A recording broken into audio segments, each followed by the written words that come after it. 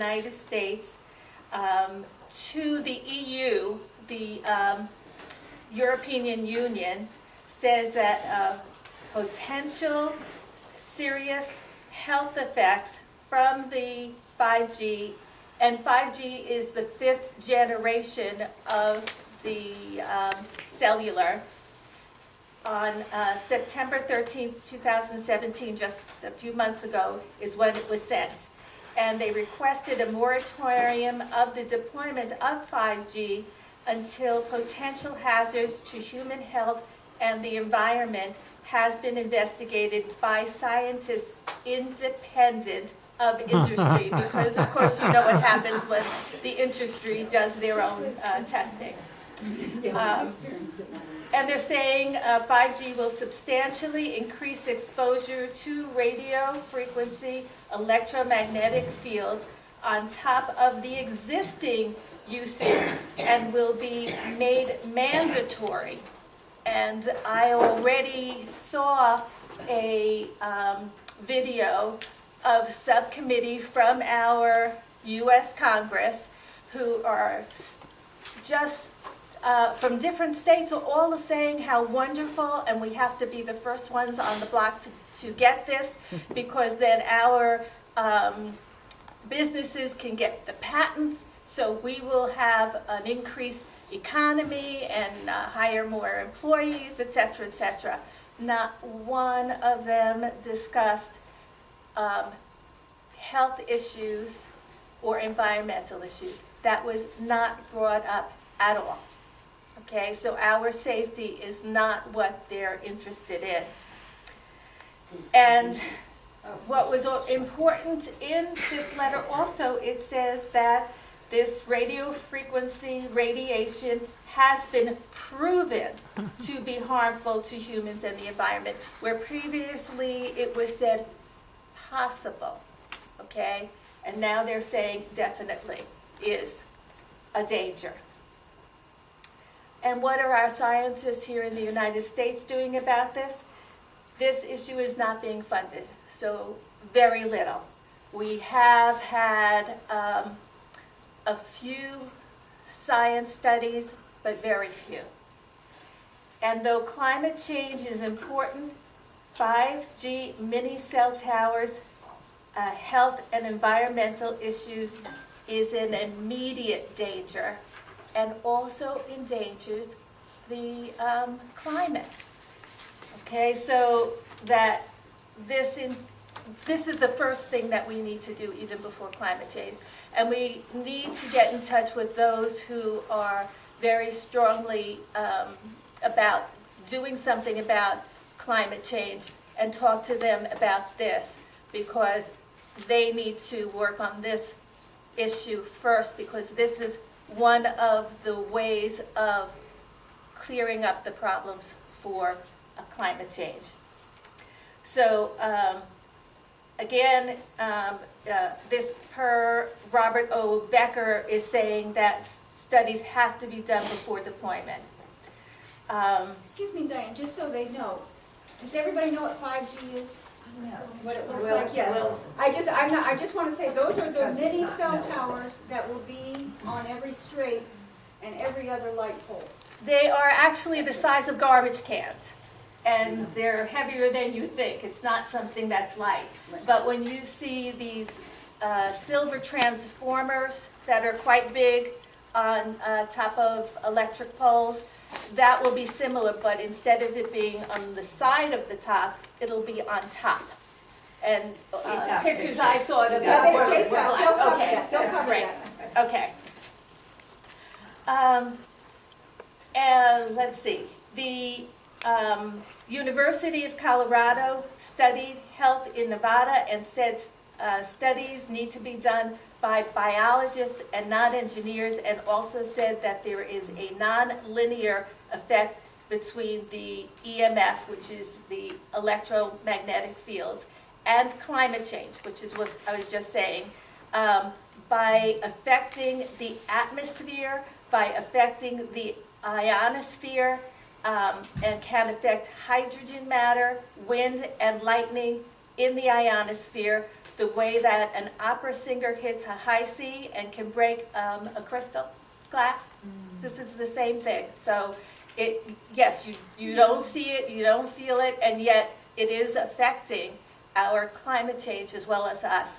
It also affects global warming gases like CO2.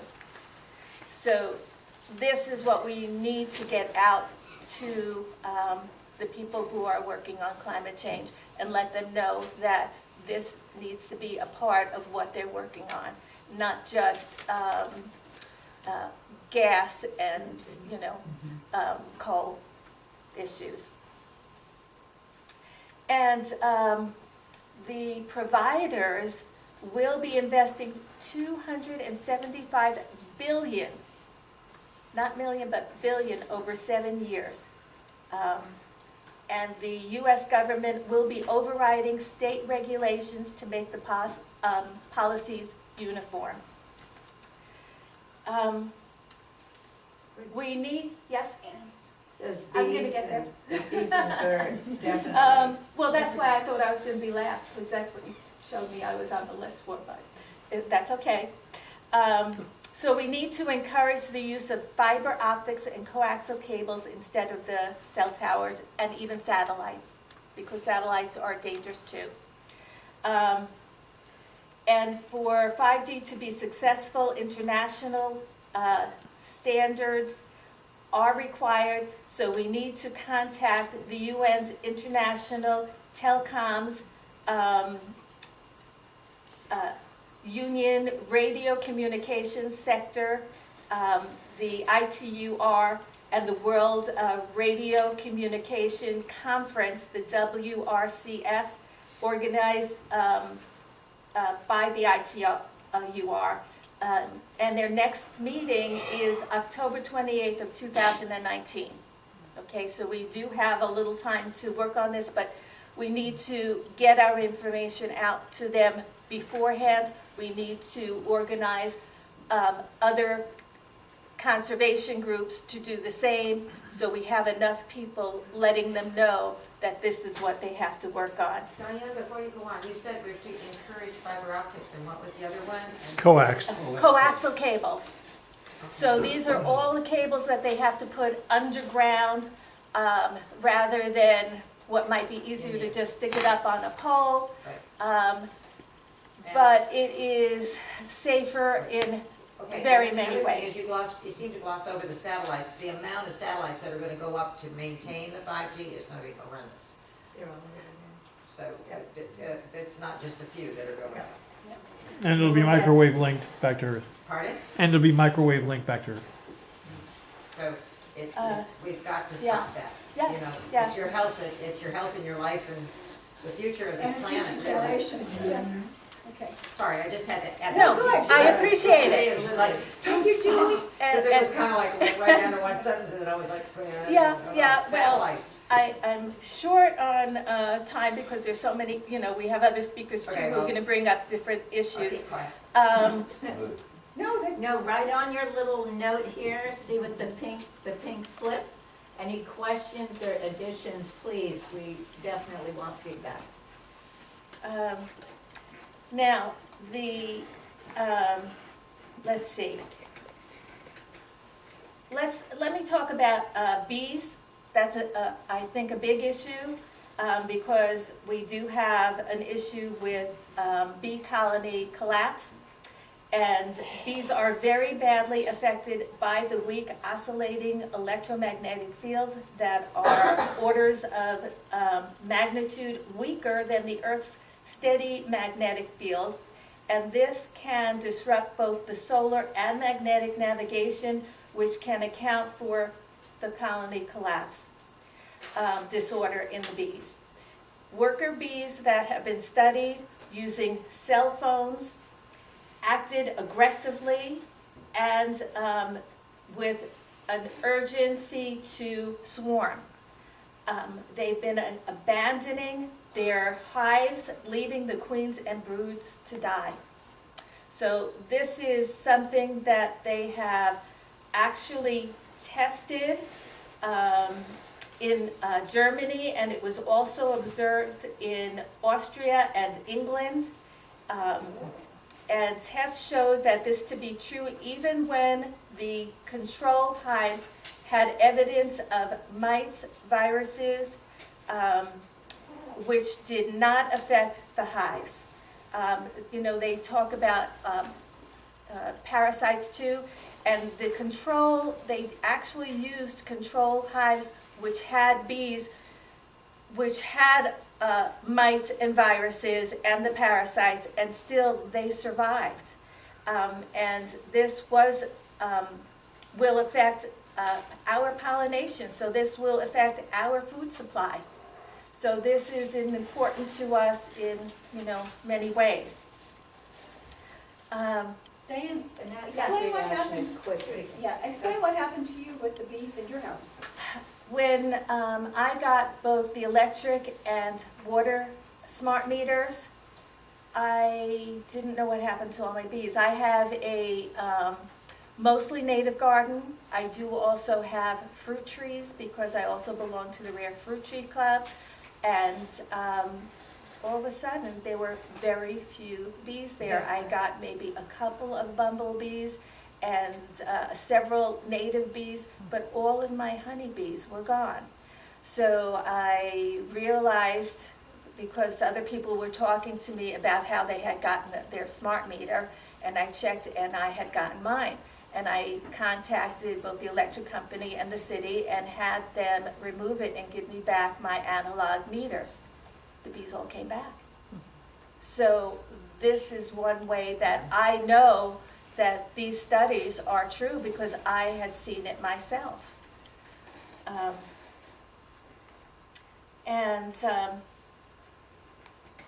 The scientists found that with migrating robins became disoriented when exposed to the electromagnetic fields at levels, again, far less than the safety threshold for humans.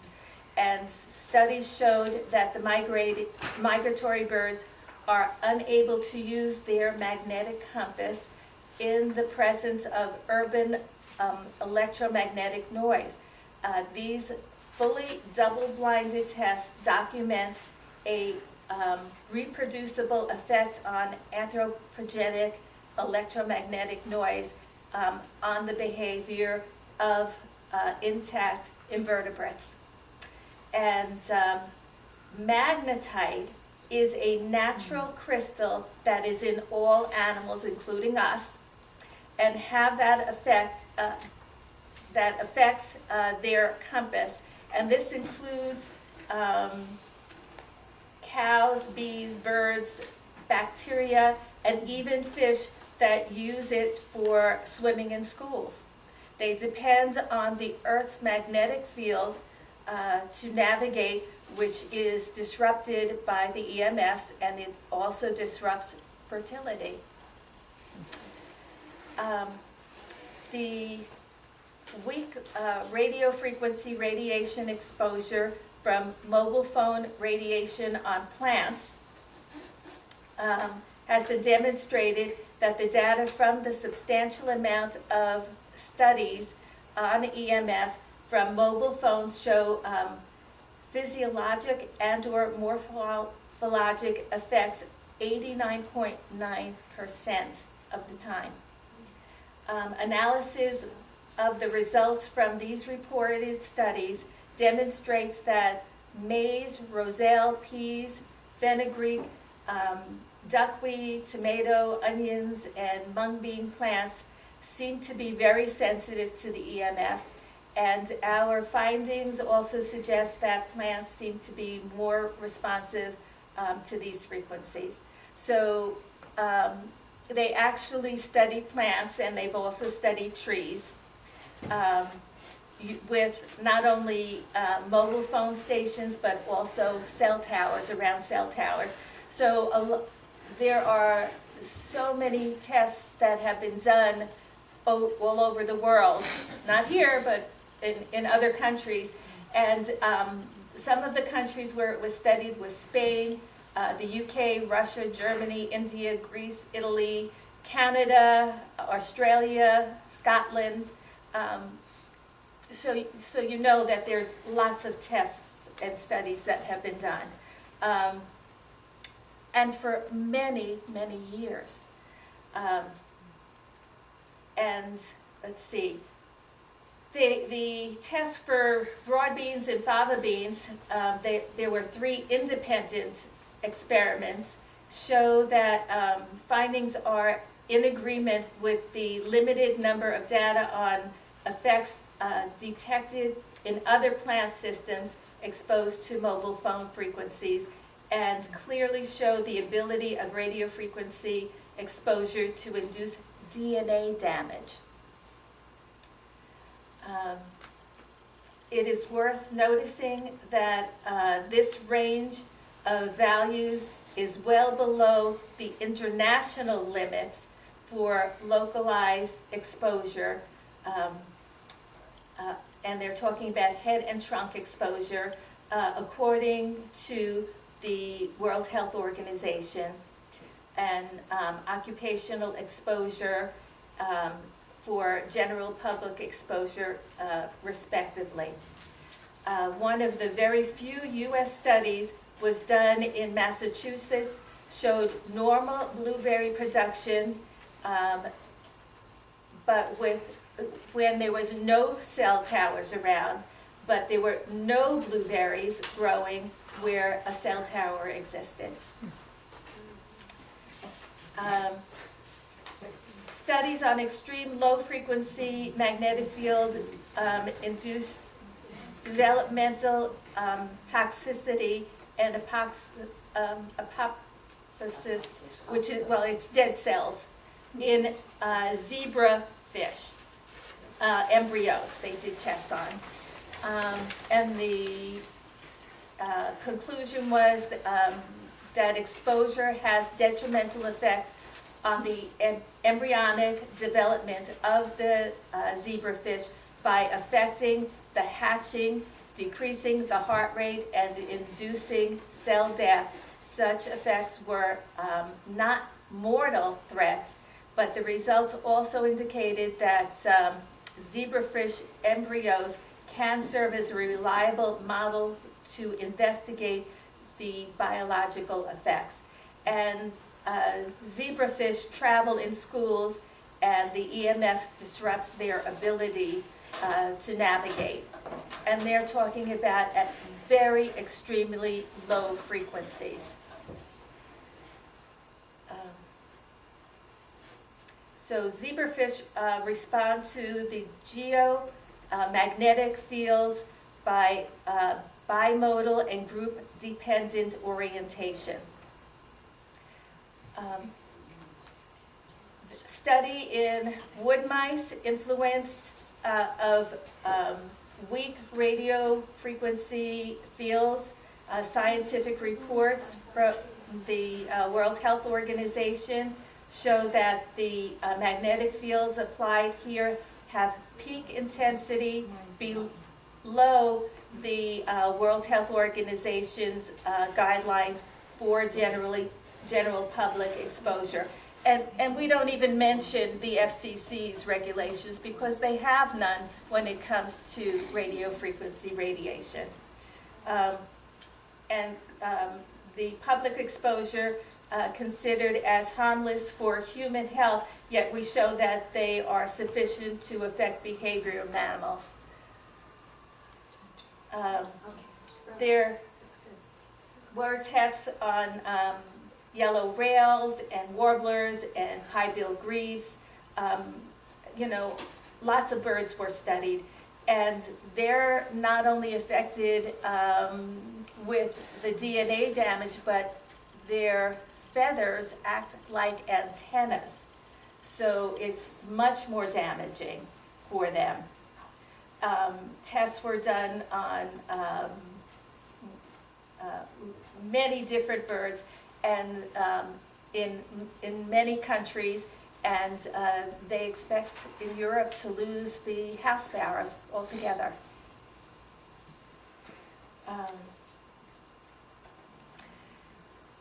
In trees, the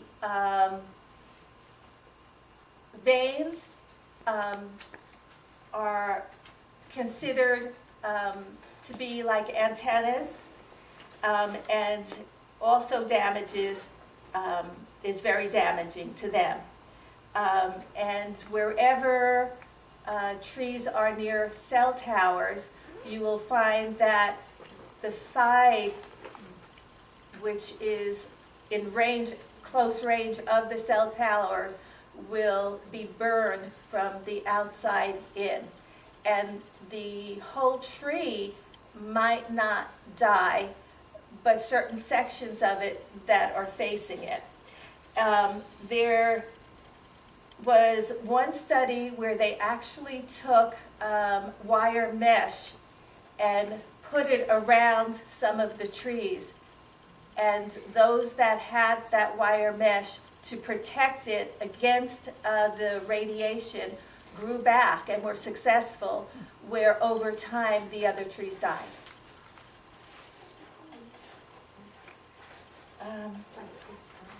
Big time stuff. Big time Yes. stuff. Yes, so we can see how this is very damaging to all kinds of flora and fauna. And certainly I have lots and lots of information and evidence here, but due to time constraints, I think we should let somebody else go on. Now, any questions first? Your name? Diane Goldberg, and I am the treasurer of the Lac Lisman chapter of the Native Plant Society here in St. Lucie County, and also the conservation chair for St. Lucie Audubon. Thank you so much. You're welcome. Say, Diane, can I Yes. see? Wildlife Commission concluded that non-ionizing radiation, electromagnetic spectrum does harm wildlife. And they sent a letter to the FCC saying that they would like the air should be considered a habitat. So that is a good start, but again, remember that this was back, I think, in 2014, and now that we have a new president and new people at all of these agencies, it's probably It's gone. not, no,